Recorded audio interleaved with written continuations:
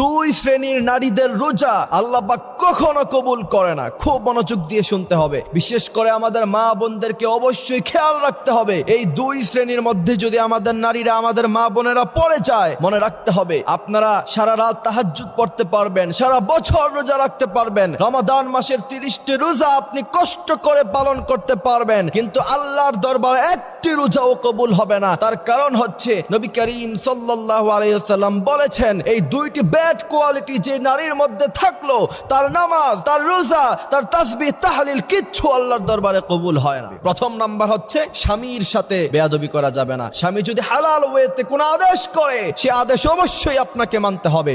আর স্বামী যদি কোনো এমন বিষয় আপনাকে আদেশ করে যেটাকে ইসলাম সাপোর্ট করে না, সেক্ষেত্রে ভিন্ন হিসাব। দ্বিতীয় নাম্বার, যেই ব্যাড কোয়ালিটি আপনার মধ্যে থাকলে আপনার রোজা আল্লাহ কবুল করবে না, নারীদেরকে বলছি, আমার মা বোনদেরকে বলছি, খুব মনোযোগ, সেটা হচ্ছে বেপরদা যদি আপনি থাকেন।